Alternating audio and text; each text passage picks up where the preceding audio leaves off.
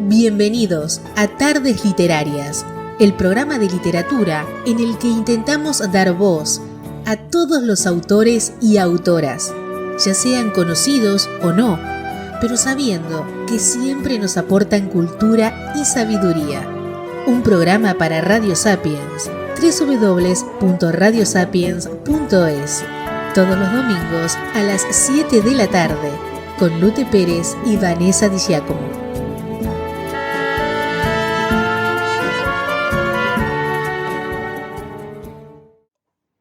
Bienvenidos a Tardes Literarias. Hoy estamos con Juan Jesús Amo Ochoa. Nació en Cuenca hace 55 años. Allí creció y estudió. Allí se enamoró de las cosas antiguas, de las noches solitarias, de los mitos, de las leyendas y de la música. Actualmente reside en Vera, justo al lado de la playa nudista más famosa de Europa. Hace muchos años fue por esas tierras y se apasionó por ellas. Acató uno de sus sueños cuando fue a vivir y trabajar allí, junto al Mediterráneo y al sol de Andalucía, que no parece a ningún otro sol del mundo. Tiene un perfil visitable en Facebook, juan.jesus.amo.ochoa, y otro donde coloca sus ilustraciones, dibujos y diseños. En Facebook es Kelmostarin, con K. Para quien quiera leerlos, publicó sus escritos en reflexiones y cuentos en el blog manifiestogris.blogspot.com. Es psicólogo clínico. Durante años tuvo su propia consulta y actualmente trabaja como profesor de enseñanza de secundaria en el pequeño instituto de Mojácar. Es lo que hay que hacer para ganarse pan, aunque piensa honestamente que hay pocos trabajos tan divertidos y variados o interesantes como el ser orientador de adolescentes. Cuando se siente libre, lo que hace es dibujar y también escribir, y aprendió a tocar el bajo eléctrico, pero bueno, eso es otra historia. Como ilustrador, en su momento colaboró con diversas empresas privadas e instituciones públicas. Conserva muy pocos de sus trabajos, ya que la mayor parte de lo que hace es por hacer y siempre termina regalándolas. Están en paradero desconocido. A la gente le gustan sus dibujos y a él le ha gustado siempre regalarlos. Una pequeña muestra de sus trabajos como ilustrador puede visitarse en el perfil que ya hemos comentado en Instagram, @kelmostarin.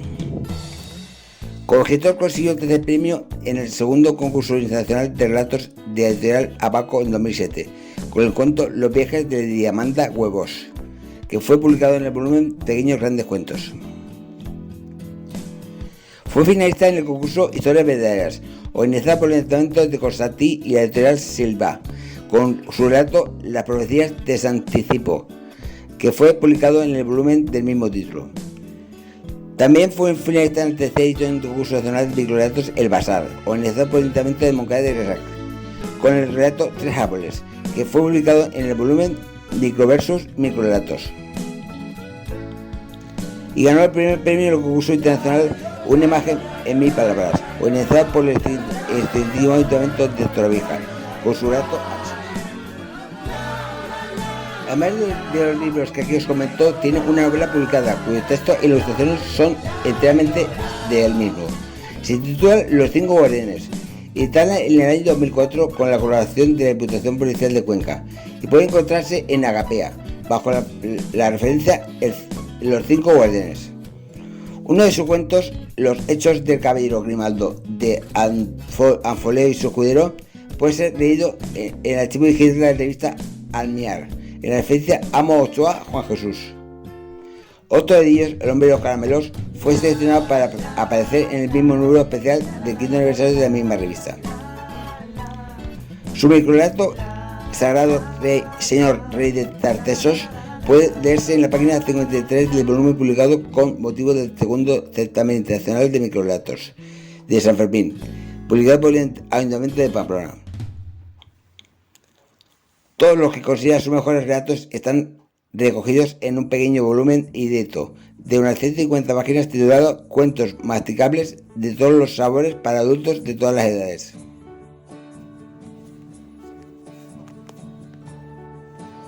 De vez en cuando le da por hacer dibujos para ilustrarlos. Vosotros a Ilustrar también inició una serie de dibujos para el relato largo inédito de unas 160 páginas titulado El viaje del bardo, el bosque de los magos, que terminó hace algún tiempo y que considera un relato más que relato, una novela de aventuras que puede ayudar a la gente a tomar decisiones y afrontar problemas, y que espera poder publicar pronto. Es posible que algunos de sus trabajos os interese. Es un lector infatigable y cree que mucho de lo que escribe merece la pena. Lo que es o no, él sigue riéndose a carcajadas al leer algunos de sus relatos y tiene curiosidad por las andanzas de algunos de sus personajes. Y a veces se sorprende tanto como pueden sorprenderse a los lectores.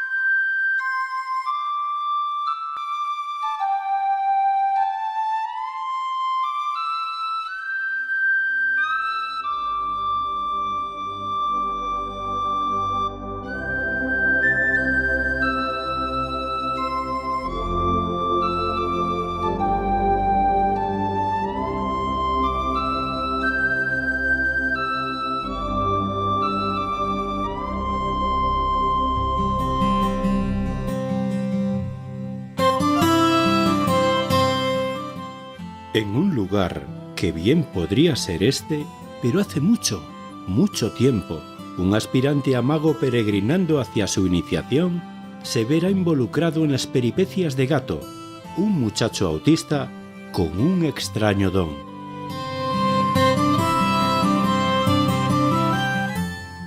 Juntos tendrán la mágica oportunidad de alcanzar lo que posiblemente no habrían podido lograr separados. Si sobreviven lo suficiente, claro.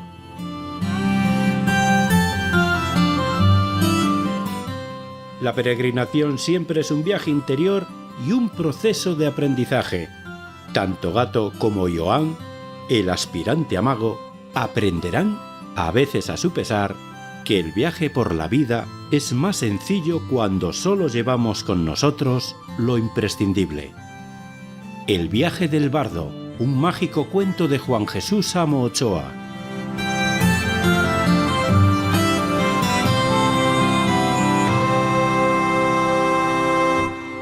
El viaje del bardo. El bosque.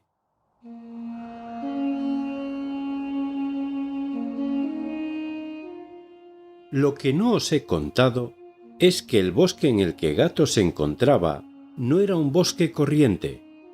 Era un bosque con mayúscula, es decir, uno de los restos del bosque antiguo que antaño cubría toda la extensión del mundo. Eso, por si no lo imagináis, significa que era viejo, muy viejo. Extrañas criaturas se agazapaban en sus sombras y encontraban refugio bajo el dosel de las milenarias ramas, de los tejos y los robles.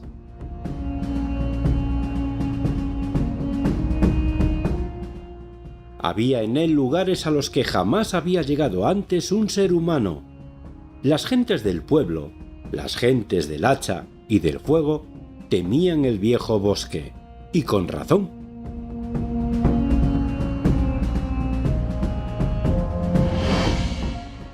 Bosque viejo lo llamaban, y no se aventuraban en aquellos agrestes parajes después de la puesta del sol, porque temían la ira sorda con la que los milenarios hombres árbol miraban a los seres que caminan.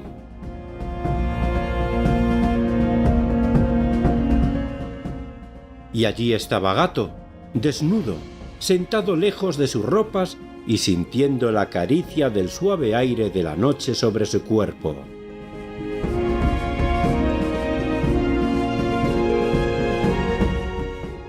Abrazado a sus rodillas, balanceaba el cuerpo hacia adelante y atrás, rítmicamente, absorto, ajeno a todo, incluso al suave susurro de hojas crujientes arrastradas por la horripilante cosa que avanzaba lentamente hacia su espalda.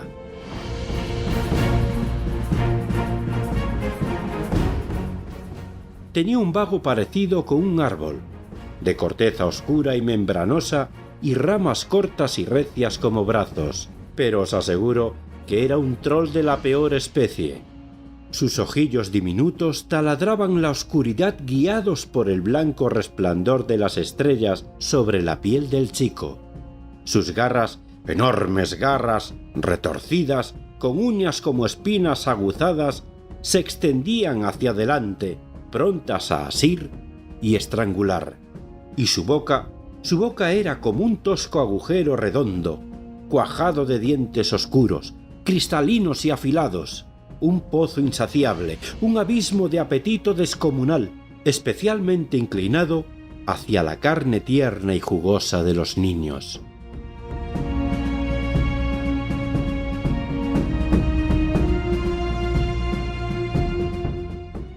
Y ahí hubiera terminado esta historia, entre horribles gritos, crujir de huesos y espeluznantes sorbeteos de sangre, de no ser porque, de pronto, Gato comenzó a cantar. Los trolls, debéis saberlo, son los peores monstruos de entre los monstruos. Si alguna vez os encontráis con uno, huid mientras podáis, corred mientras tengáis fuerza, salvaos mientras estéis a tiempo, pues nada hay peor que caer en las fauces insaciables de un troll. Sin embargo, a pesar de su maldad y horripilancia, hemos de ser justos y reconocer cuánto tienen de bueno. Son increíblemente delicados y hábiles para esconderse. Además, sienten auténtica pasión por la música. Si alguna vez, paseando por un bosque de verdad, no uno de esos bosques domesticados que abundan hoy en día, habéis tenido la sensación de que el viento os traía retazos de extrañas melodías, ecos tan débiles y lejanos que habéis dudado si eran reales o producto de vuestra imaginación, es muy posible que lo que escuchasteis fuera la música de los trolls en alguna de las raras veces que se reúnen para cantar.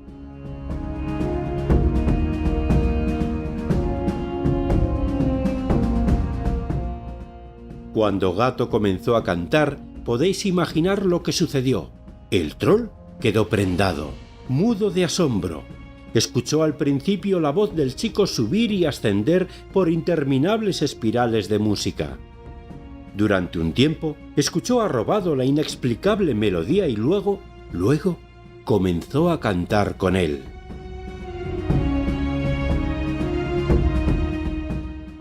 La canción del monstruo se mezcló con el tema del niño, entrelazándose y ascendiendo como un fuego sonoro que, lo lamento, no soy capaz de describir para vosotros. Subía y bajaba y atronaba como una tormenta unas veces, mientras que otra era como el susurro de una brisa sobre el mar y todo en torno a ellos estaba como hechizado y escuchando, hasta que, de pronto, en el este lejano, el sol dio un salto y se encaramó en el cielo. Y ese fue el fin del troll, pues tan pronto la luz del sol tocó su piel, quedó instantáneamente convertido en piedra, y allí sigue hoy en día. Un enorme monolito vertical que se alza en medio de un claro y que, dicen las gentes, que a veces, al amanecer de algunos días del año, canta con una voz casi inaudible, una melodía que nadie ha podido transcribir a un pentagrama.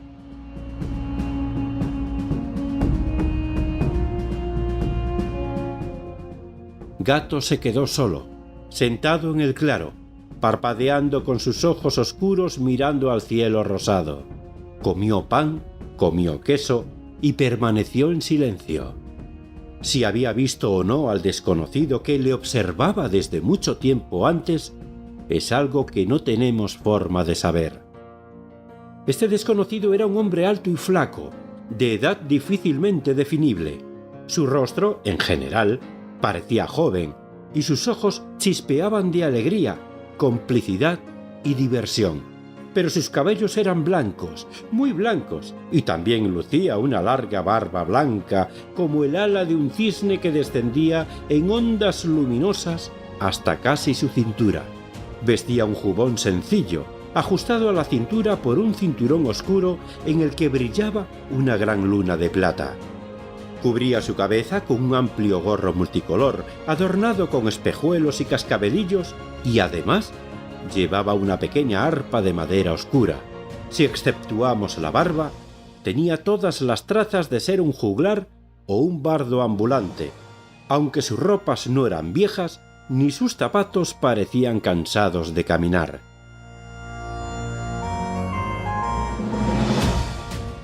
Al cabo de un tiempo, tras parlamentar brevemente consigo mismo, se levantó y se acercó a Gato.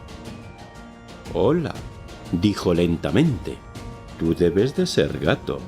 Pero el chico permanecía en silencio.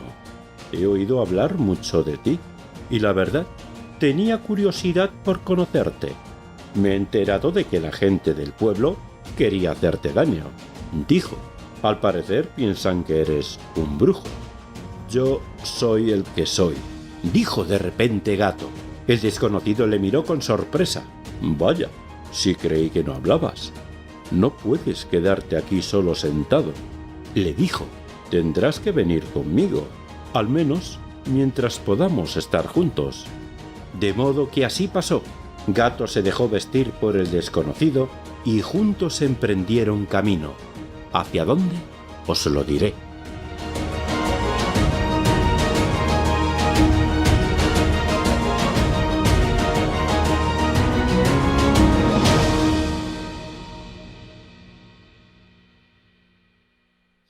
El viaje del bardo es un cuento que pertenece al subgénero del cuento maravilloso, porque es un cuento en el que los seres humanos, en este caso el protagonista, conviven de manera natural con seres sobrenaturales y objetos mágicos. ¿Existen en realidad todos esos seres a los que llamamos fantásticos? Os voy a contar algo que os va a hacer pensar. En una de las fuentes de la ciudad de Berna, en Suiza, hay una estatua que representa a un ogro devorando un niño y lleva al hombro un saco con otros 3 niños para hacer lo propio con ellos. Como tiene casi 500 años de antigüedad, ya no podemos averiguar con absoluta certeza qué representa el llamado Kindlifreser. Unos dicen que representa al mayor de los hermanos del duque Berthold V de la casa Zaringen, quien estaba tan celoso de su hermano que se volvió loco y devoró a los niños de la ciudad. Otra versión dice que representa al dios griego Cronos, Saturno, en la mitología romana, quien tenía hábitos tan singulares como el canibalismo, entre otros, de los que ya hablaremos en otra ocasión. Cronos o Saturno, como gustéis, se comía a sus hijos para conservar el trono eternamente, tal y como lo representó Rubens, aunque sea más famosa la pintura que mucho tiempo después hizo Francisco de Goya. Tristemente, en la Edad Media, la comunidad judía fue acusada de canibalismo y se cree que pudo ser también una especie de advertencia para ellos. Pero, ¿y si, tal y como lo han creído los niños suizos durante 5 siglos, es una advertencia para que se porten bien, porque de lo contrario serán devorados por el ogro come niños? Juan Jesús, tú que eres especialista en el tema, danos tu opinión. ¿Los ogros, las hadas, los gigantes, los magos, las brujas y muchos otros seres fantásticos existen o solo son producto de la imaginación? Existe un asombroso lugar en el que transcurren muchas historias. Un genuino pub irlandés que tiene una entrada por la calle Albacete y la otra en Cop, Irlanda, a más de 2000 kilómetros de distancia. Increíble, ¿verdad? Pues hay documentos gráficos que lo demuestran. Y es ahí donde están Los cuentos de Papá Conejo, de Juan Jesús Amo, publicado por Bubok y disponible en su página web. No te pierdas sus aventuras entre pinta y pinta de Guinness.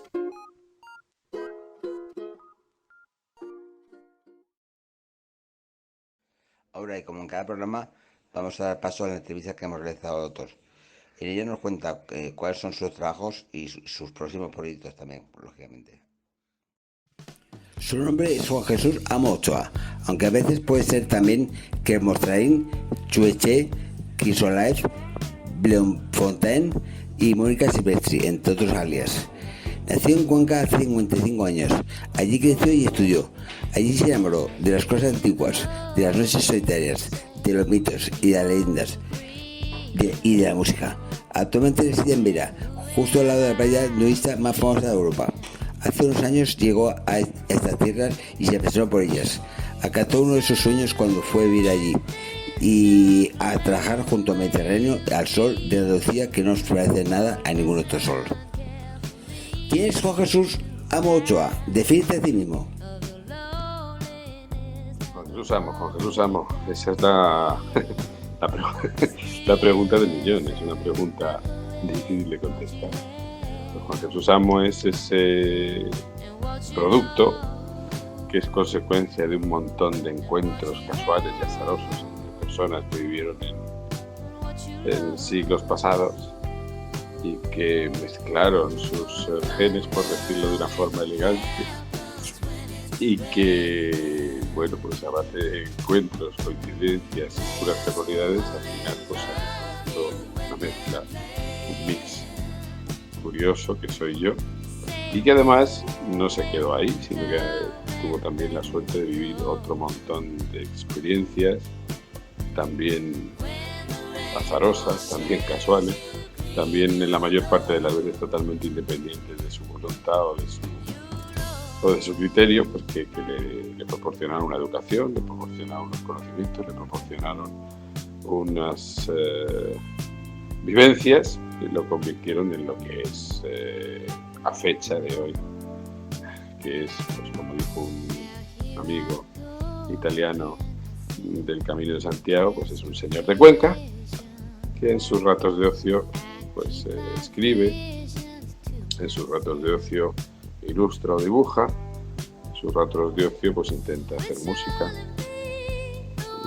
y además pues intenta viajar cuando puede con su pareja, que cuida de sus perros y que procura pasar discretamente desapercibido en el mundo, intentando hacer bajo cuerda pues lo que le da la real gana.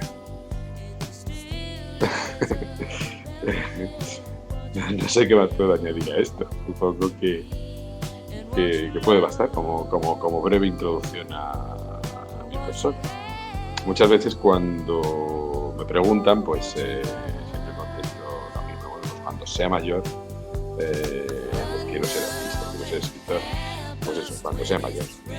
El hecho de que tenga ahora mismo 56 tacos, pues no implica que sea mayor y que no me quede cosas que aprender y desde luego cosas que terminar. Y eso es todo de momento.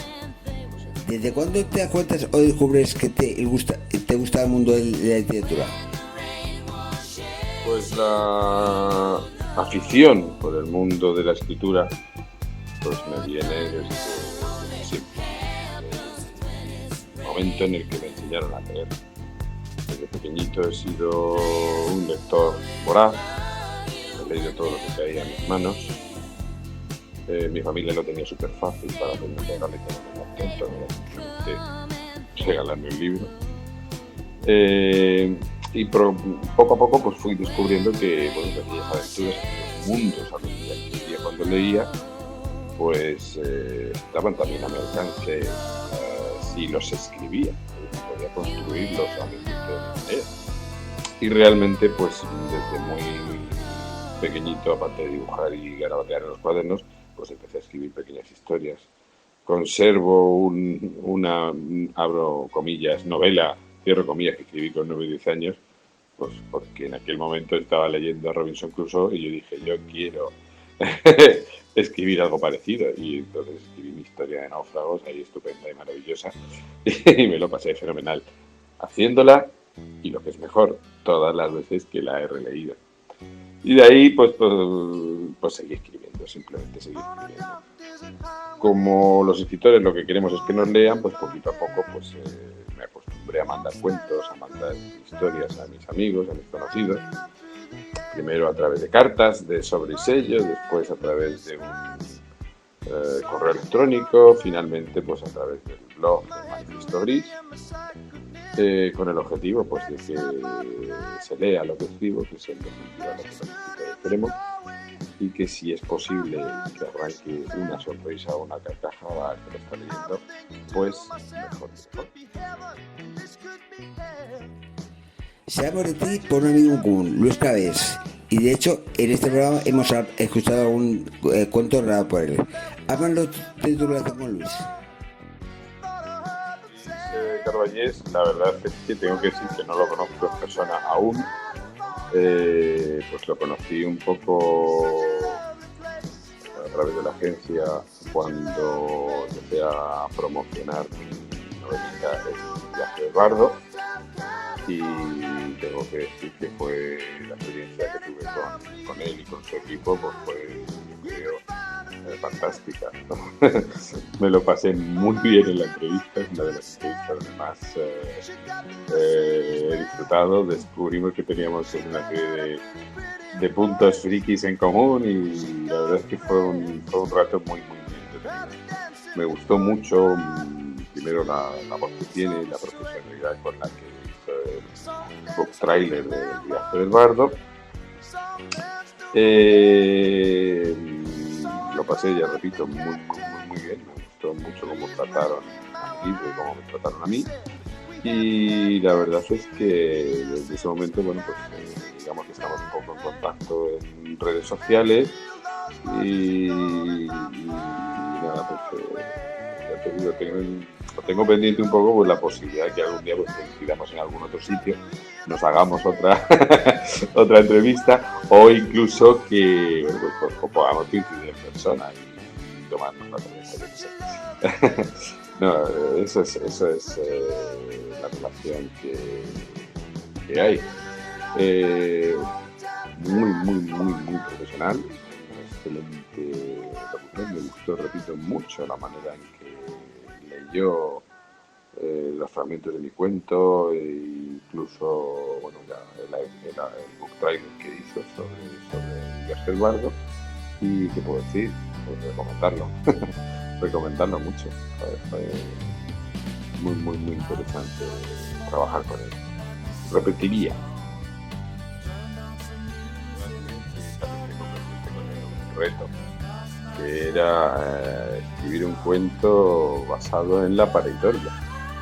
Y bueno, pues si está escuchando, decirle que no lo he olvidado y que estoy en ello.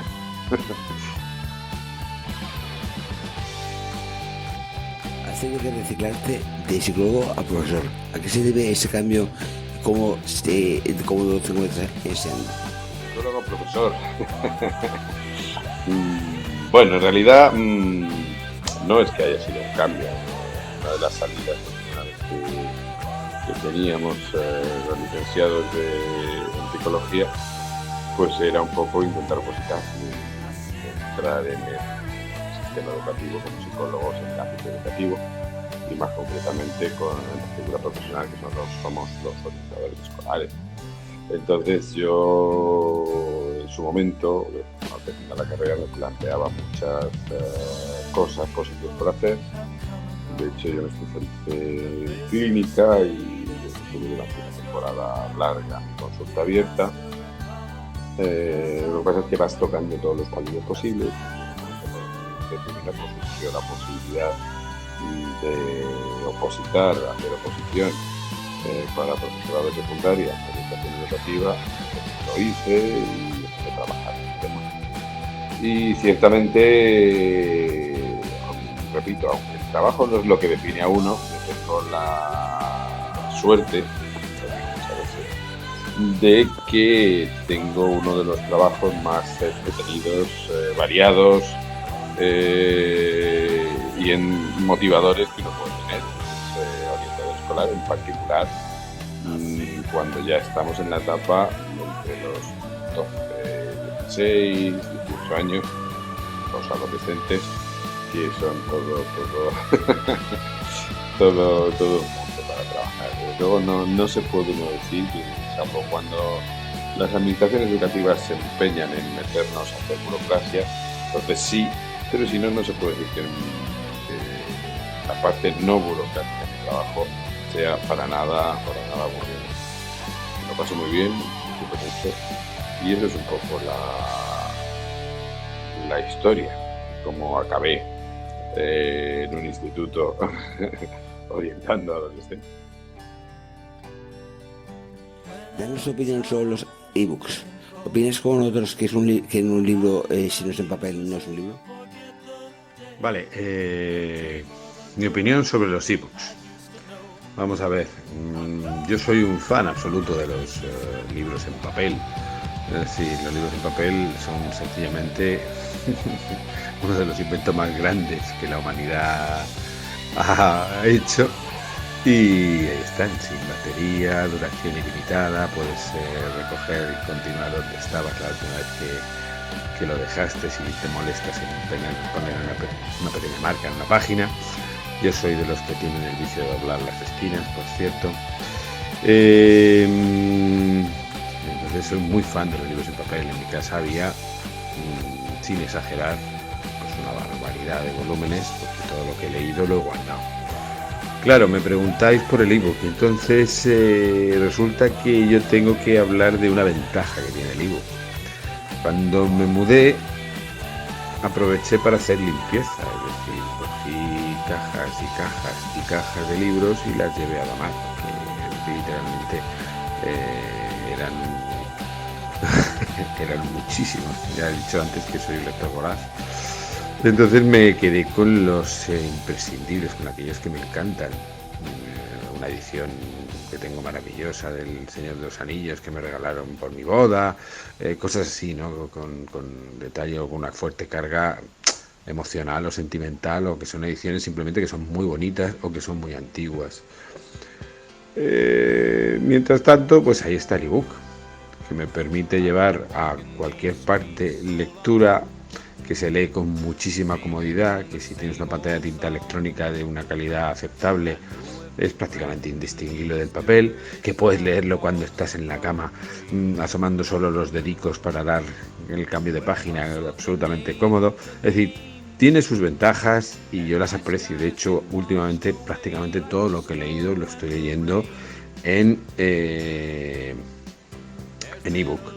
Me estoy reteniendo del vicio de ir a una librería y comprarme ejemplares físicos, sustituyéndolos por los ejemplares, digamos, digitales. Simplemente por autores del texto y ilustraciones. Cuéntanos algo sobre esta novela. Bueno, Los Cinco Guardianes pues fue mi primera novela, la primera novela que me editaron. Alguien la leyó en su momento y pensó esto es interesante, vamos a sacarlo adelante, y salió adelante una edición muy bonita con ilustraciones que yo hice, la editorial Alfonsípolis, con la colaboración de la Diputación Provincial de Cuenca. Y entonces, bueno, pues fue un proyecto que, como todos los primeros hijos, pues te da un montón de ilusión y se hace muy bien. Es una historia que a mí me gustaba, una especie de extracto de una historia mucho más grande que tengo en la cabeza y que poco a poco se va construyendo, aunque todavía no ha visto ni verá la luz, pero bueno, es como una especie de extracto de esa historia, ambientada en una ciudad de Cuenca un poco alternativa, y es una novela de aventuras que transcurre pues en esos bordes de la realidad. Y ahora cuéntanos cómo te surgió la idea de escribirla.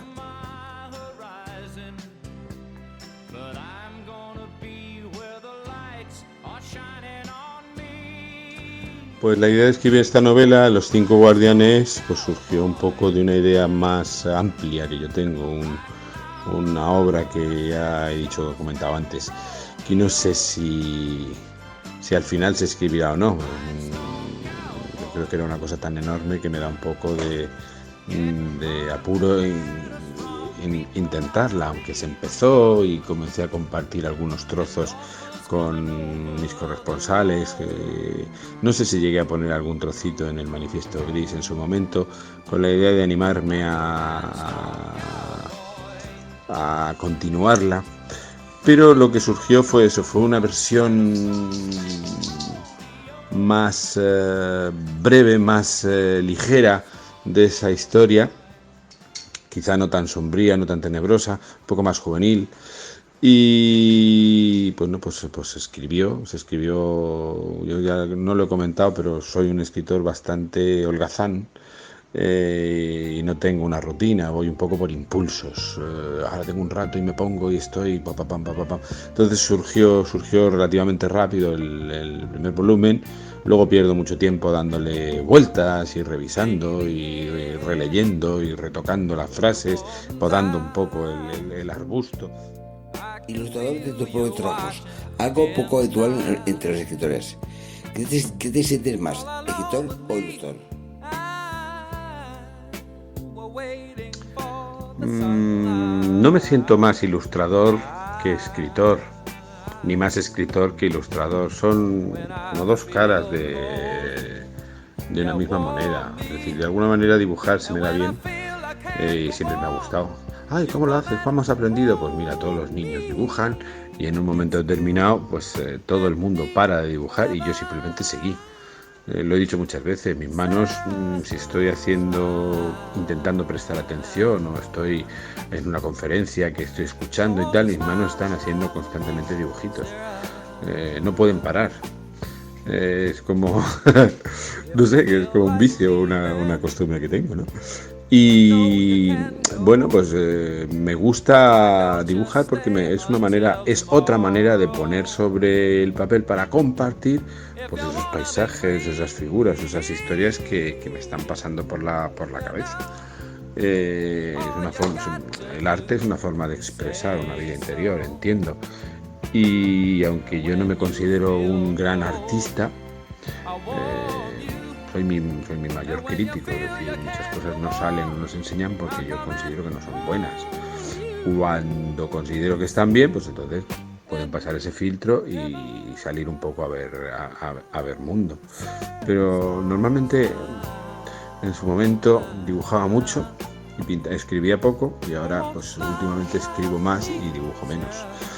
También es verdad que el usar, por ejemplo, una tablet como tarjeta gráfica, o sea, como tableta gráfica, me es muy cómodo, comodísimo para hacer dibujos, para hacer ilustraciones, para retocar fotografías, para jugar con fotografía y efectos y dibujos. Entonces también estoy echando mucho tiempo en ese tipo de trabajo.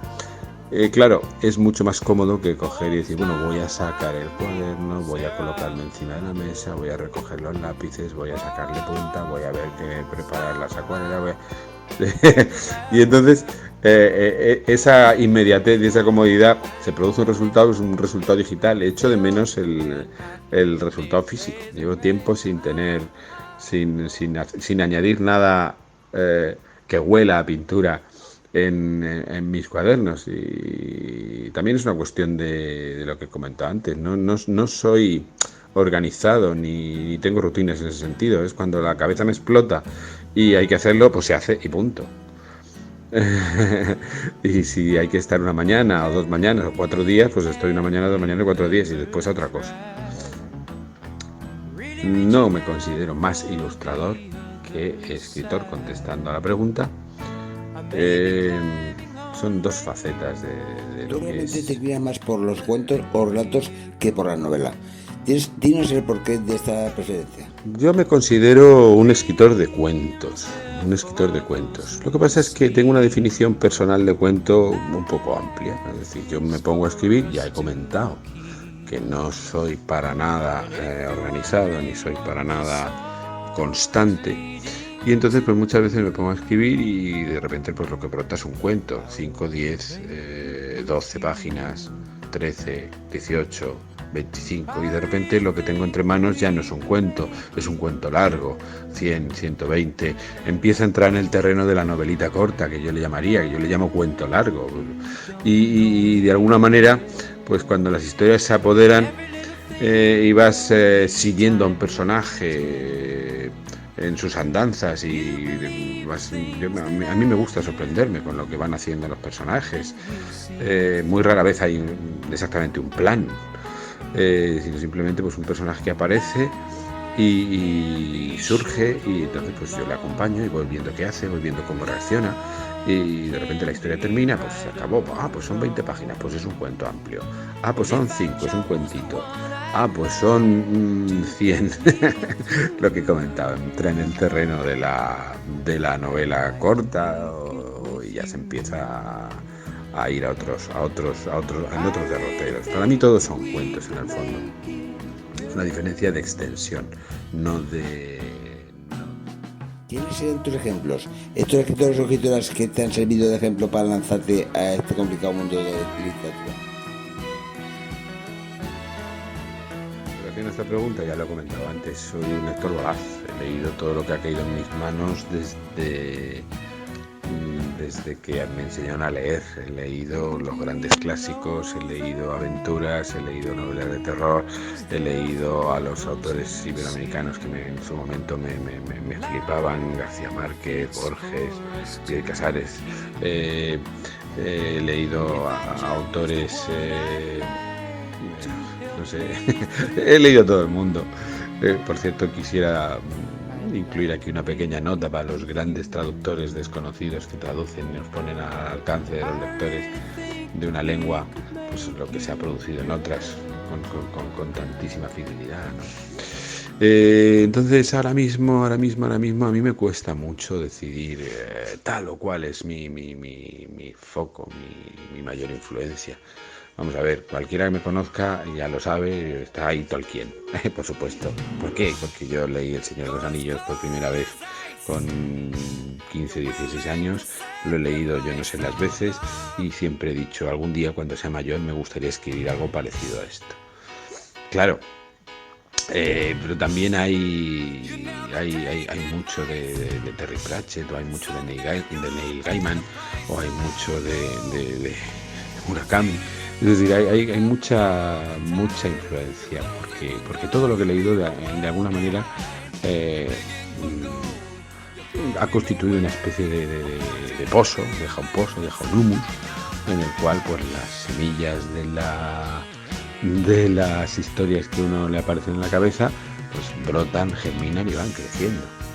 Y igual al principio, cuando uno hacía sus pinitos escribiendo pequeños cuentos, pues decía, pues voy a ver si lo puedo escribir como fulano. Ya he comentado que tenía en un cuaderno una novelita que escribí con 9 o 10 años a la usanza de Daniel Defoe. ¿Por qué? Porque yo en aquel momento me leí Robinson Crusoe y yo decía, yo quiero hacer algo así. Y entonces yo me ponía. Entonces se ha imitado.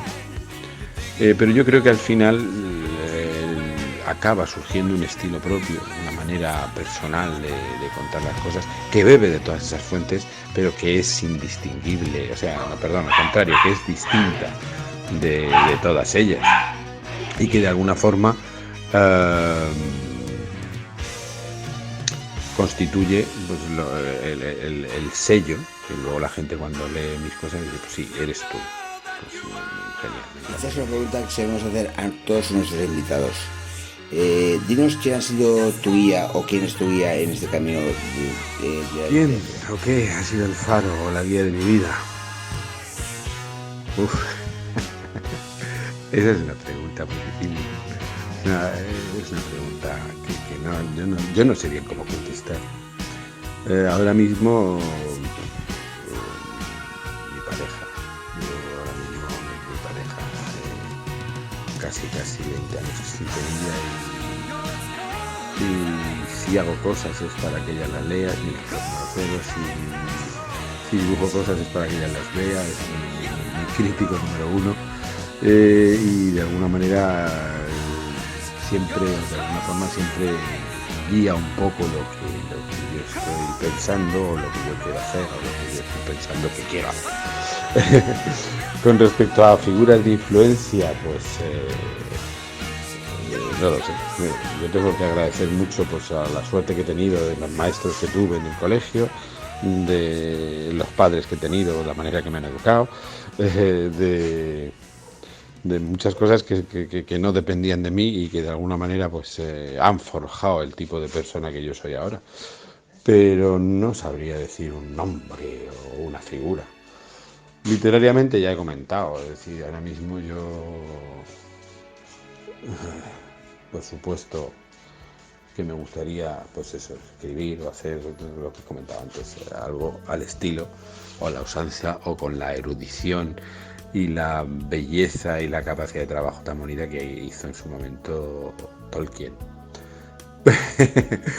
Pero fuera de esa ansia de emular, pues no sabría decir quién es guía de mi vida.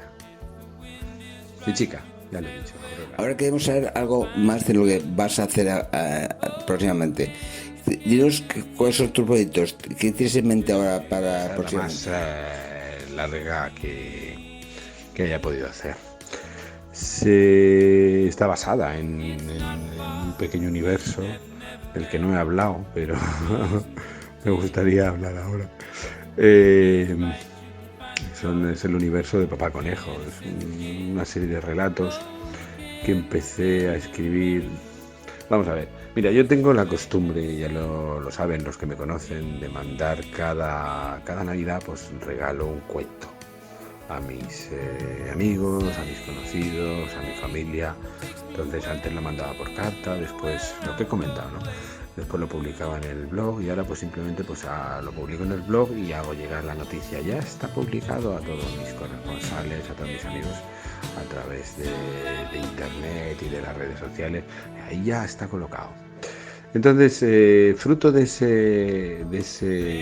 esa costumbre de escribir cuentos de Navidad, de repente apareció un personaje que era Papá Conejo. Apareció en un cuento muy cortito. Y de repente, pues a la Navidad siguiente, a los 2 años, volvió a aparecer. Y luego volvió a aparecer, y luego aparecieron personajes asociados a él, y sus historias se hicieron muy rocambolescas y para mí muy divertidas. Y tenía ese factor de que el primer sorprendido de lo que estaba pasando con las historias de Papá Conejo era yo. Por supuesto, aunque suene Papá Conejo y suene Navidad, no son historias infantiles, son historias de adultos que transcurren en un lugar que es un pub irlandés que también de repente apareció por su cuenta en las historias. Entonces, todo este conjunto de cuentos forma una especie de pequeño universo. De hecho, los he recogido todos en un volumen, en un libro que se titula Los cuentos completos de Papá Conejo, porque realmente, aunque no sea una novela al uso y son historias independientes, todas forman un gran cuadro. Es decir, es como una, no sabría decir, metahistoria que reúne esas historias. Es decir, todo tiene relación y está transcurriendo en un universo que es un transunto un poquito alternativo del universo en el que nosotros vivimos. Tiene un punto mágico, tiene un punto fantástico, tiene un punto imposible. ¿Qué le dirías a alguien que quiere escribir y no se atreve a publicar? Que no se atreve a editar, que le gusta escribir y no se atreve a editar. Yo lo primero que diría es una cosa que ya he dicho antes, es decir, para ponerte a escribir deberías, y ahí hay un deberías con toda la intención, leer mucho, leer una barbaridad, leerlo todo. Cuando hayas leído mucho, leer un poco más. Y cuando creas que has leído bastante, leer un poco más. Y entonces dejar que eso que vas leyendo haga de humus, haga de tierra para las semillas de la historia que tengas en la cabeza. Conforme la estás construyendo, asegúrate de que lo que estás escribiendo es lo que quieres decir. Usa las reglas que tienes de gramática, de sintaxis y de estilo para intentar escribir lo que tú quieres, y si no te cuadran, sáltatelas y escribe lo que a ti te dé la gana. Llega el momento de querer editarla, pues oye, ahora mismo es bien fácil. Ahora mismo, hace unos años era muy complicado, pero ahora mismo yo después del tema este de la pandemia lo tengo muy claro. Ya me cansé de andar esperando que algún editor estuviera interesado, porque los editores te decían, no, es que los cuentos, claro, si sois autores desconocidos, le daba igual que yo hubiera ganado premios o hubiera dejado de ganar premios, si sois autores desconocidos, los cuentos es que tienen mala edición. Bueno, pues no pasa nada, no pasa nada. Yo después de la pandemia me cansé de esperar y lo que decidí fue ver qué herramientas de autoedición existen Y ahí estoy, sin ningún problema, encantado de la vida. Empecé con la plataforma BookBook. Tengo ahí publicados 2 libros, el primer volumen de los cuentos de Papá Conejo se publicó allí, y una historia larga, relato corto, que se titula Gloria Mundi, que es parte de una trilogía en la que volveré, porque tengo los 2 primeros volúmenes, pero me falta terminar el tercero. Se publicó allí.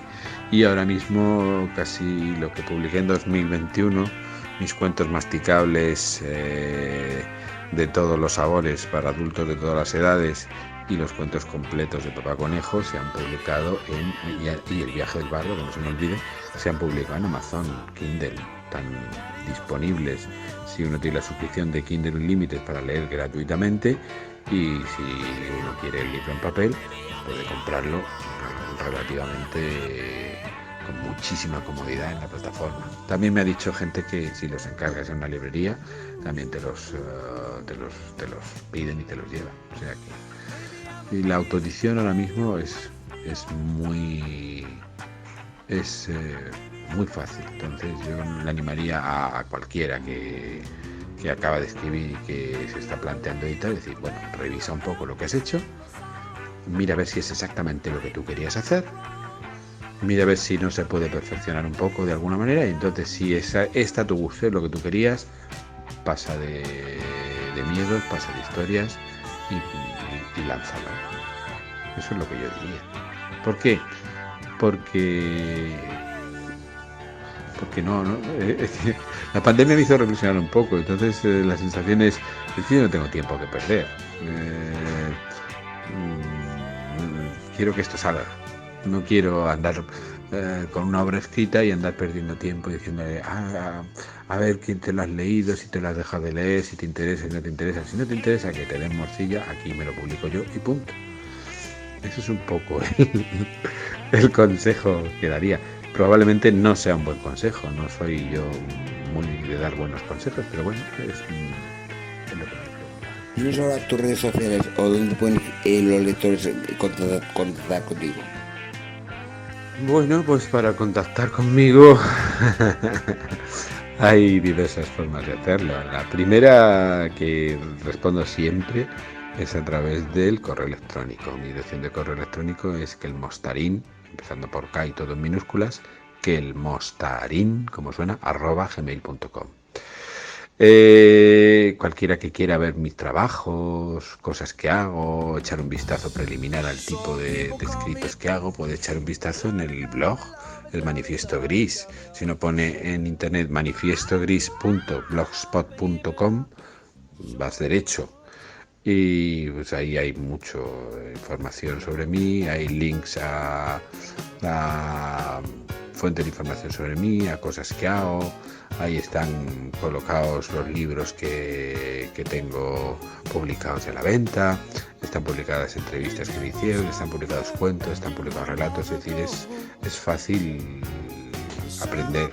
Si alguien está interesado en conocer un poco más sobre mí, pues es fácil aprender cosas.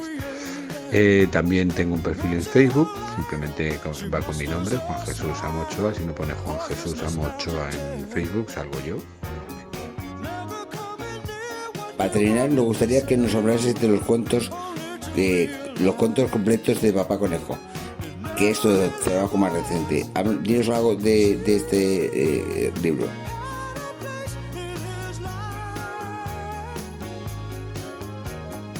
Bueno, pues como he comentado antes, los cuentos de Papá Conejo es un intento, sí, porque me ha costado, en el fondo. Había cuentos que se perdían en la noche de los tiempos y he perdido la referencia de cuándo realmente fueron escritos. Bueno, pero es un intento de recopilar todos los cuentos que pertenecen a ese universo de Papá Conejo que comentaba antes. Y repito que es un universo que surgió solo, con su cuenta y riesgo, cuando yo escribía cuentos navideños para regalárselo a mis amigos, y en ese universo pues han ido apareciendo personajes como Mildred en La Señorita Muerte, o como Dios, o como varios dioses, titanes. Han aparecido personajes como Simplón, que es como una especie de alter ego mío. Han aparecido personajes como Libertad.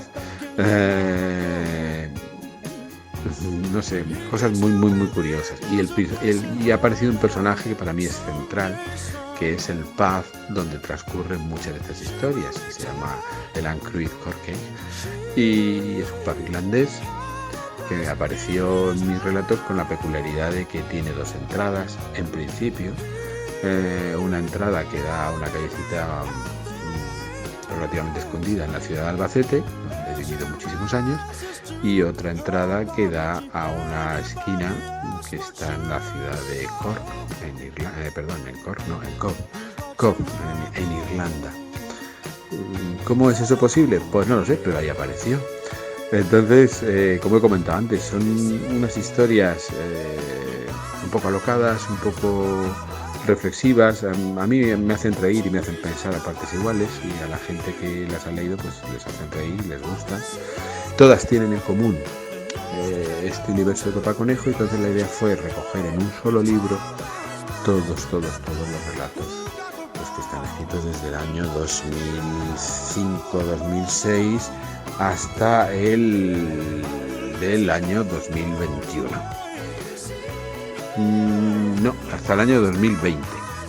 Este año de 2021 es cuando ha empezado este proyecto que tengo ahora, que se llama La historia de Angus, que se basa también en este universo, está entroncado en él, y de alguna manera está desarrollando cosas que han sucedido en ese universo de Papá Conejo, y en ello estoy. Entonces este libro, todos los cuentos completos de Papá Conejo, recoge esos relatos, recoge algunos que se escribieron fuera de esta idea navideña, pero que de alguna manera también están relacionados con ese universo, o bien porque aparecen personajes, o bien porque suceden inevitablemente dentro del universo de Papá Conejo. Entonces están recogidos todos en un solo volumen, con algunas notas para aclarar, con algunas notas sobre cuándo fueron escritos, con alguna referencia. Es un poquito como ahorrar a los estudiosos del futuro el trabajo de andar recopilándolos ellos. Pues dije, pues en vez de que los recopile nadie, los recopilo yo, y están todos juntitos. En una edición en tapadura que es muy bonita, con una ilustración de portada que a mí me gusta mucho, y ahí están, para que cualquiera que le apetezca pues pueda o bien leerlo directamente todos de tirón gratis en Kindle Unlimited, o bien cogerse y llevarse a casa una edición completa con su tapita dura y tal. Y si alguien quiere algún ejemplar firmado, pues simplemente con que me lo pida a la dirección de correo electrónico kelmostarin@gmail.com, pues también estaré encantado de hacérselo llegar. Ese ha sido mi trabajo más reciente hasta el momento en que estoy empezando la historia de Angus, que se puede ir leyendo ya también. Nos causa una gran alegría haber compartido contigo estos momentos, y es un auténtico privilegio para hacer.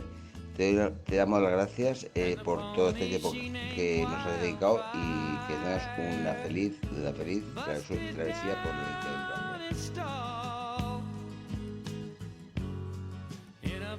Pues nada, muchas gracias a ti, Vanessa, y a Lute por darme esta pequeña oportunidad y por estar interesados en escuchar mis opiniones o lo que yo tenga bien decir. Muchas gracias por contar conmigo, y nada, ha sido un placer, me lo he pasado bastante bien, y espero que nos veamos en otras ocasiones. Un saludo a todos los que han oído la entrevista, y les animo a eso, a que si quieren, de forma gratis, se acerquen a pasar por mi blog y vayan un poco conociendo lo que yo hago.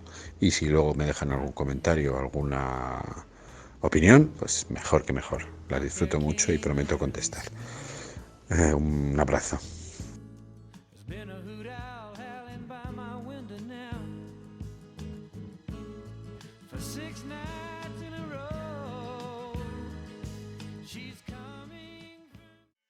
Así llegamos al final del programa de hoy. Hemos llegado al final, y quiero agradecer infinitamente a Dani Miralles que compusiera este precioso tema para mi programa Tardes Literarias. Es siempre un gran placer poder contar con él. Nos despedimos de todos nuestros oyentes hasta la semana que viene, que volveremos con un nuevo autor o autora e intentaremos hacerles llegar a todos el poder de la lectura. Hasta la semana que viene.